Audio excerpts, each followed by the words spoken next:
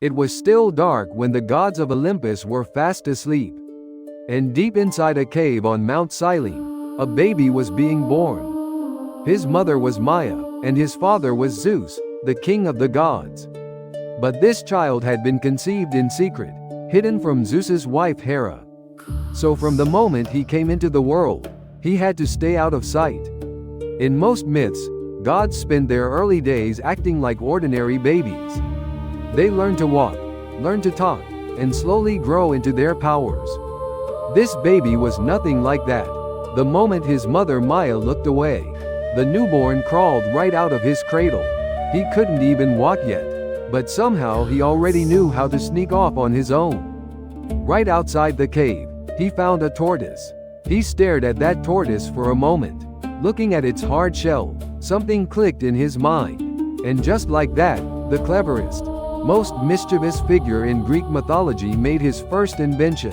He hollowed out the shell, stretched strings made from sheep, gut across it, and pulled them tight. What he held in his hands had never existed before. It was the lyre. This baby, just hours old, had already invented a brand new instrument. His name was Hermes, but he wasn't done yet. After playing a few notes, he set the lyre down in the cave and slipped back outside, ready for something even bolder. He headed toward a place called Pieria, where his older brother Apollo, the radiant god of the sun, kept a sacred herd of cattle. Hermes quietly led 50 of those cows away, but stealing them wasn't enough. He knew someone would come looking, so he made sure the tracks would lie for him. He forced the cattle to walk backward, so their footprints made it look like the herd had come from the opposite direction. He even strapped together makeshift sandals from branches to erase his own footprints completely. A baby who wasn't even a day old had pulled off a flawless cover story. Think about how strange that really is. In real life, lying and scheming are skills people usually pick up slowly, through hard knocks and betrayal and years of living. Hermes showed up already fluent in all of it, on day one. This is the moment Greek mythology makes it clear exactly who Hermes is. He isn't a god who rules through strength. He's a god who moves the world through wit. After hiding the cattle, Hermes slipped back into the cave and curled up in his cradle like nothing had happened. Maia had no idea her son had spent the night anywhere but right beside her. But the world doesn't let things go that easily.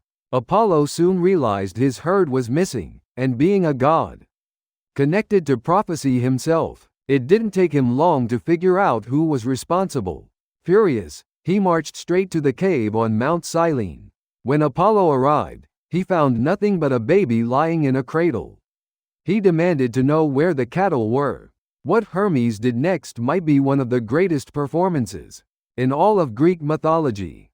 He opened his eyes wide, looking as innocent as any creature possibly could, and asked how a baby less than a day old, who didn't even know what a cow was, or how to walk, could possibly steal anything. Then he closed his eyes again and pretended to fall asleep. Apollo, of course, didn't buy any of it, so the two brothers ended up in front of their father, Zeus, on the peak of Olympus.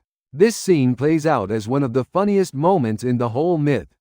Apollo, red with anger, laid out every detail of his brother's crime. And Hermes, without missing a beat, kept insisting he was just a clueless baby who couldn't possibly know how to do any of this. Zeus watched the whole thing and couldn't hold back his laughter. The lie was so shameless and yet so clever that instead of getting angry, he found himself completely entertained. Eventually, the truth came out, and Hermes agreed to return the cattle. But the story doesn't end there. Instead of facing punishment, Hermes pulled out the lyre he'd built that very morning and played it for Apollo. The sound that came out of that simple tortoise shell instrument was so beautiful that Apollo, who happened to be the god of music himself, was completely won over. In the end, Apollo gave up his claim to the stolen cattle in exchange for the lyre. What started as a theft ended as a gift. After this, Hermes earned Zeus's trust and became the messenger of the gods. At the same time, he took on a strange, almost contradictory identity. becoming the god of merchants and travelers, and also the patron of thieves. He ended up watching over honest deals and dishonest ones alike. If you only read this as a fun little story, it's entertaining enough on its own. But look a little closer, and this myth becomes a window into how the ancient Greeks understood human society. Most gods in Greek mythology stand for something big and solid. Zeus represents authority. Apollo represents reason and light. Athena represents wisdom. Hermes doesn't really stand for any of that. He stands for the lines in between. The line between gods and humans, between truth and lies, between what's allowed and what isn't, even the line between life and death. What's fascinating is that the Greeks didn't punish or banish a figure like this. Instead, they made him one of the most essential gods of all. The messenger trusted to move between worlds. That tells you something about what they already understood. That a society isn't held together by order and honesty alone. Negotiation, persuasion, a well-timed lie, the wit to talk your way out of trouble. These things matter too, in how people connect with each other, and how mortals connect with the divine. Hermes never gets punished for his lie. If anything, people love him for it, not because he tricked his brother, but because of the creativity behind it, and the way he turned the whole mess into something beautiful through music. Maybe that's why this story still resonates after all this time. It speaks to something very human, the idea that you don't have to be perfect, and you don't need to earn your place from the start, to carve out space in the world, through your own cleverness and charm.